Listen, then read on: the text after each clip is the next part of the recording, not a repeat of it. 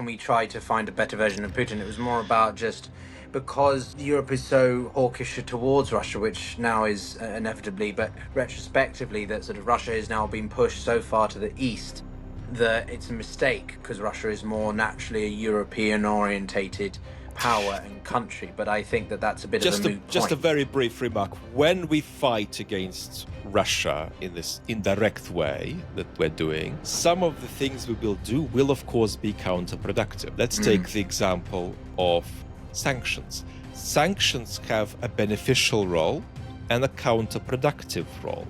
The beneficial role is that in an enormously slow and frustrating way, they deplete Putin's medium-term capacity to prolong the war, which is why my position is in favor of progressive sanctions on Russia. This is The Global Gambit. Welcome back, everyone, to part 2, where we are in conversation with Vlad Vexler, a renowned political analyst and philosopher on many things Russia and, well, now the Ukraine war. And Vlad, in our first half, we were talking at length about the Trump-Putin relationship, but then we went a little bit into populism and the state of sort of liberal democracy and current political stability or not. In this, I do want to get into the Russian economy a bit more specifically, but on the cliffhanger I left in part 1, I was very keen to know from you, what exactly, therefore, does Trump want with Ukraine? Is it just a case of peace at any cost because it's what he gets from his personal ego? Peace prize is no longer attainable, at least for this year. Or is it he actually wants to sort of carve up Ukraine because of the might is right doctrine and because it sort of would put him on better terms with Vladimir Putin? Trump and Putin both share the sense that it would be ideal if Ukraine were peripheral in their relationship. The Russians have always tried to massage Trump and to make him put more pressure on Ukraine and less pressure on Russia by pointing out how marvelous it would be to have kind of an opening up of a peacock's tail of a set of relations between Russia and the United States that go beyond Ukraine. Trump rather buys that. I'm not sure how many concrete ideas he can conceptualize within that peacock's tail, but I think that that's something that takes Trump's fancy and it takes the Kremlin's fancy. So Trump wants to end this thing. Roughly, he wants to end this thing in a way that we would call pro-Putin, but he wants to end it, nevertheless, in a way that he can impose on Ukraine and get away with imposing on Ukraine. He is under pressure domestically to not completely hang out Ukraine to dry. He's under constant, although arguably inept, pressure from the Europeans also to somehow protect Ukraine. So these are the sorts of things he's balancing. He's happy for Putin to make a few more concessions than he's ready to make now, hoping that then he can force Ukraine into broadly agreeing to a deal. And then if it's a deal that favors Russia more than it does Ukraine, he will be entirely comfortable about this. So he's not out to secure a deal that sort of meets Europe's concerns, whereby we Europeans say we don't want security arrangements on our continent controlled by a Russo-Chinese, North Korean quasi-alliance. Trump doesn't give a hoot if that alliance ends up with an advantageous outcome. But he's sufficiently pressured domestically and from the Europeans to not want to hang out Ukraine to dry too much. So I think that Trump would like more concessions from Putin, but he'd be delighted with an outcome to this conflict that we would regard as one that favors Russia more than us. From the Russian perspective, there's obviously a lot of speculation about Putin's state of mind or how he approaches the relationship with Trump. And obviously it's more what people will simply say that it's puppetry, that he manipulates Trump's own ego and ability to sort of Trump's hunger for some kind of result is how the Putin's regime sort of approaches it. Would you agree with that, or is there a bit more to it? Because personally, I think there always is. I think we shouldn't underestimate the incompetence of the Putin regime. I think that the Trump administration is enormously incompetent. I think the European powers are enormously incompetent, not because the actors at the top are incompetent, but because we are in so much democratic stasis. And that's why you so often get embarrassing moments where European leaders talk but don't act. For all of our own incapacity, we shouldn't underestimate the incapacity of the Kremlin. This is a conflict where the central powers, in many ways, certainly Russia and the United States and the Europeans, are acting with a high degree of political imbecility. Doesn't mean the people in charge are always imbeciles, but I think that there's spectacular incompetence all round. And we're lucky. A more competent Putin regime could have done a lot more damage to us. Let's just take one example. It's my view that a more politically imaginative and a less risk-averse Putin would have accepted Trump's advances, would have accepted the deal, and used that as an opportunity to reintegrate with the West and undermine the West from within.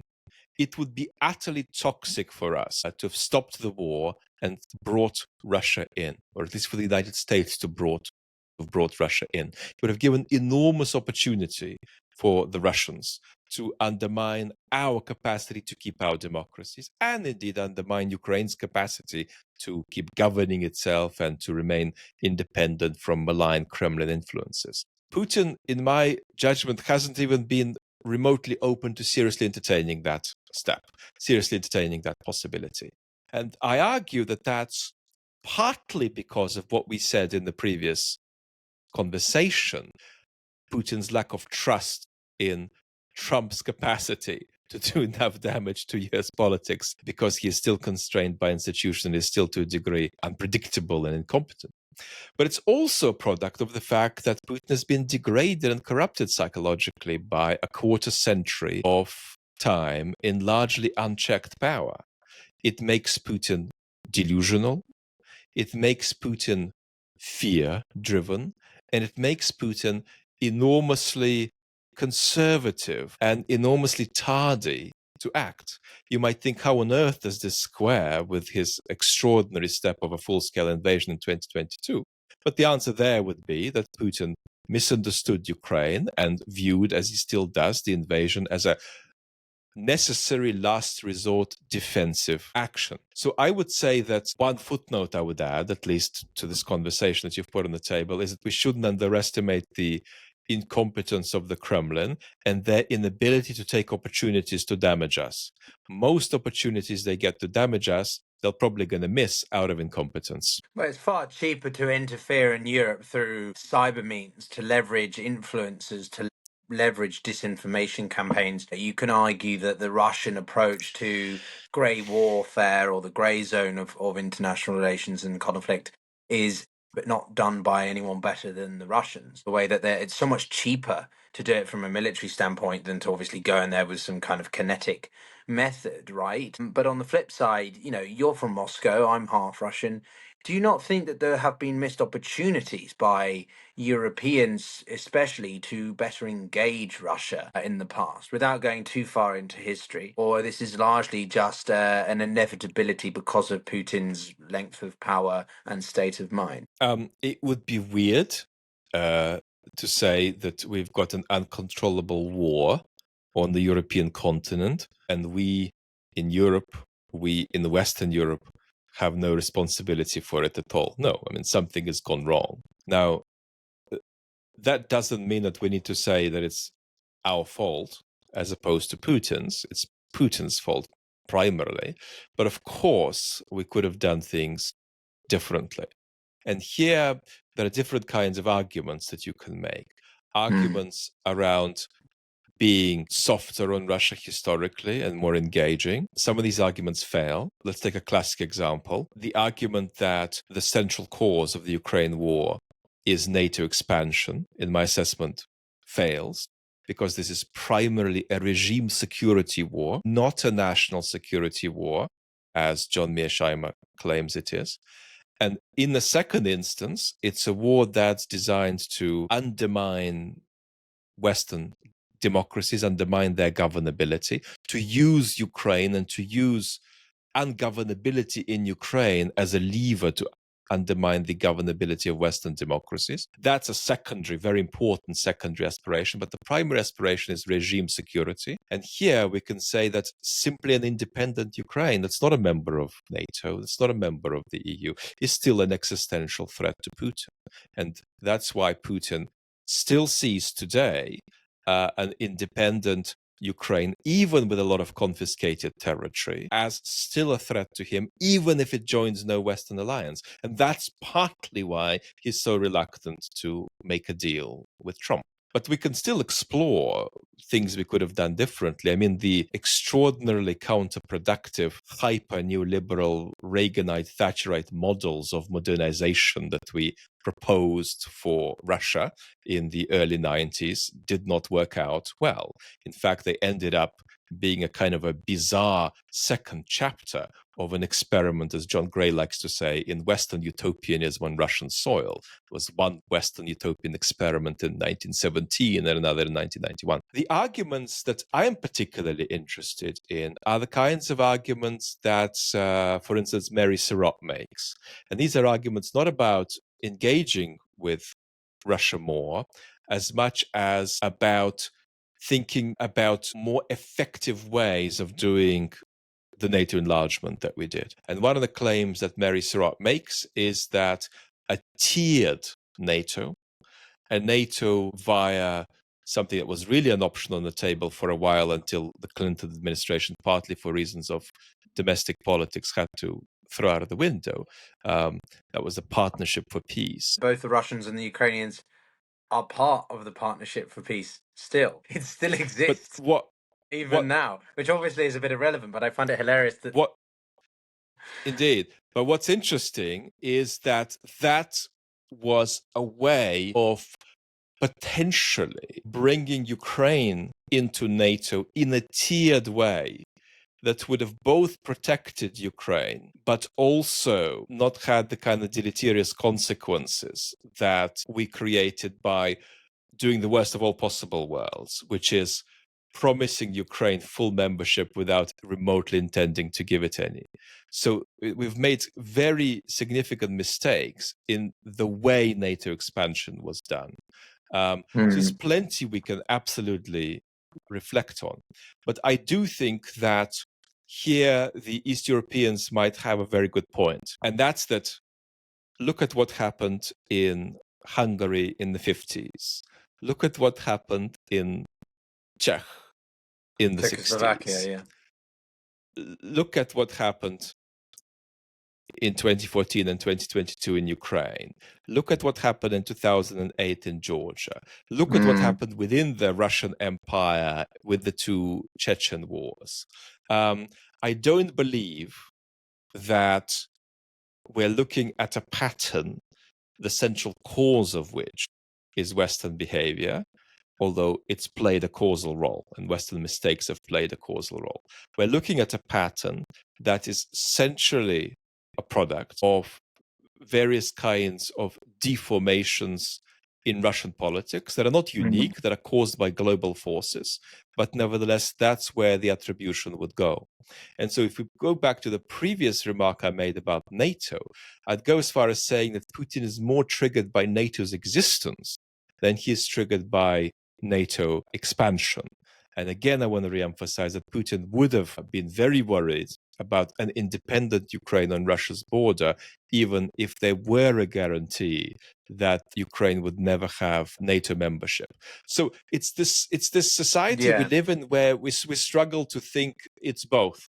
I know that a lot of people in my community on YouTube would be very triggered by the idea that we have any causal responsibility. I'm not sure what's happening now, but I don't know what this is all about. The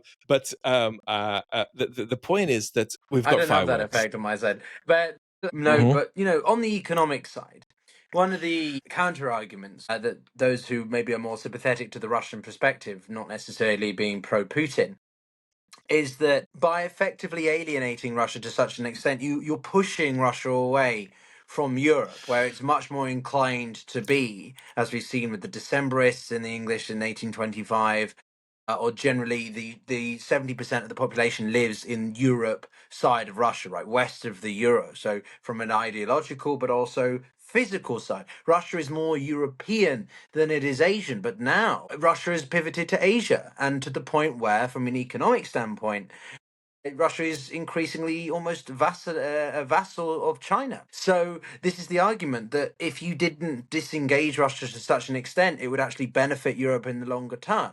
But the counter to that is, well, it can't because Putin's in power and therefore it's impossible. What do you feel about these sorts of cases? I think we could tell a very good story about things you could have done better in the 90s. There is no way of effectively appeasing Putin. I mean, Putin is engaged in a regime security driven war. He is running a progressively authoritarian, partly fascistized regime whose political goal is roughly to bring it about that we lose democracies in our domestic polities. Now, we just have to say no to that. We have to fight back. And we don't have a way of finding a middle ground whereby we meet some of Putin's interests and thereby sort of renormalize relations with him. Putin is irredeemably set on a very, very destructive path toward us. And the idea that you can decouple the nasty Putin from the Putin that has reasonable interests that we can negotiate with, I think is still very popular, but it's an illusion, and it's been an illusion for a very, very long time. So I don't think that there's a serious conversation about, if you like, de-escalating with Russia. We need to talk to Russia, of course, but there's not a serious conversation about de-escalating with Russia via meeting some key interests of Putin's, which once met would make him more commodious in the way he interacts with us. Putin is set on a path constitutively that is incompatible with our security and incompatible with our core interests. I don't think that there's even an eye of a needle sized gap where we can sort of transcend this reality. We're stuck with the fact that Putin is engaged in a sort of a maniacal, somewhat self-immolatory imperial project that we have no chance of reversing. All we can do is ignore it or challenge it, let it defeat us, not by taking us over. Putin is not going to invade Germany, but defeat us in the sense of achieving its strategic aims by undermining our democracies, moving borders in Eastern Europe, or we can challenge it. Our capacity to challenge is very limited because we're in so much domestic democratic disarray, but there is absolutely no way to have a reasonable discussion with Putin, in my assessment, to settle this, with one exception. And that's if our democracies get populated by Orban's, Trump's, and Le Pen's entirely, and then the kind of conflict we're having with Putin would indeed dissolve because he would have politically won. Enough he would have got a countries want picture of the West of the it. kind that he wants. But there is no constructive side to Putin that we will find, no matter how deeply we dig. I'm afraid I'm a corrosive and clear pessimist about that. No, well, no. It's the question wasn't so much about, can we try to find a better version of Putin. It was more about just because Europe is so hawkish towards Russia, which now is inevitably, but retrospectively, that sort of Russia is now being pushed so far to the east that it's a mistake because Russia is more naturally a European orientated power and country. But I think that that's a bit of a moot point. Just a very brief remark. When we fight against Russia in this indirect way that we're doing, some of the things we will do will, of course, be counterproductive. Let's take the example of sanctions. Sanctions have a beneficial role and a counterproductive role. The beneficial role is that in an enormously slow and frustrating way, they deplete Putin's medium-term capacity to prolong the war, which is why my position is in favor of progressive sanctions on Russia. At the same time, it's also true, and this is about keeping two things in mind, that, of course, sanctioning Russia in various ways consolidates domestic mobilization around Putin, or at least mobilization around the idea that you can reliably outsource political power to Putin. Sure. You could say that there are certain sanctions in particular that are especially counterproductive in this way, and we could question them. But broadly speaking, the fact that our sanctions are in some respects counterproductive gets outweighed by the fact that they're also productive in other ways. And then there's a very elementary point. What else are we supposed to do? We're doing what we can do. We have part of the reason the West has imposed the sanctions that it has imposed on Russia is that it's the thing that it can do against Russia. No matter what the mixed effectiveness and mixed outcomes of that might be. So that shouldn't make us against sanctions. It just means that the reasons for sanctions outweigh reasons against sanctions, which are also there. And there's no way to get away from these paradoxes. I think there are some very unconstructive things that we shouldn't do. We shouldn't, for example, fail to notice domestic or Western-based Russian opposition to Putin. And if we find that opposition effective, we shouldn't hesitate to express a degree of support for them, which doesn't mean we want to marry them or make them our presidents or prime ministers. We don't have to like any of their politics, but there are actors who at the moment are weak and poorly organized, who are trying to challenge Putin. And when we think some of these are effective, we could express some support for them. And if instead we just dismiss them outright because, let's say, all Russians are bad to run an internet theme past us, well, that would be unconstructive. That would be a way of unnecessarily sort of doing something that converges Putin and the Russian population without getting any benefit in response, without getting any benefit as a result. So there's plenty of things that around the margins we could avoid doing because they're counterproductive. But fundamentally, we are trying to do what we can. And some of what we're doing, of course, is going to bring benefit and deleterious consequences. And we need to keep weighing that. Yeah, we do. I've become quite opposed to just Russophobic or anti-Russian rhetoric for the sake of it because it doesn't help. And second, it doesn't really make you any better than the very people that you are looking to denounce, which are people who are just anti-Ukrainian or see Ukrainian as dehumanized. Right? If you're going to dehumanize everyone in Russia, it's effectively the same thing. So I don't think it really helps. But on the economic side, my penultimate question for you, Vlad, is simply there's a certain degree of economic disillusionment that I think Putin has at this point, to the point where he is making provocations into NATO airspace, right? For me, quite simply, this doesn't come from a place of strength. It comes from a place of desperation or growing anxiety from the Kremlin because they are feeling the squeeze. I'm not going to say the economy in Russia is going to imminently collapse because I'm not one of those people who, constantly say that every day, but it isn't pretty and it is catching up with the Kremlin. So what do you think about Putin's state of mind about the economy and how he still continues to preside over it? I think that Putin is perhaps less anxious than your comment may suggest about this. He thinks that there are significant structural problems in the Russian economy, and he realizes that what he is doing is not sustainable in the medium term.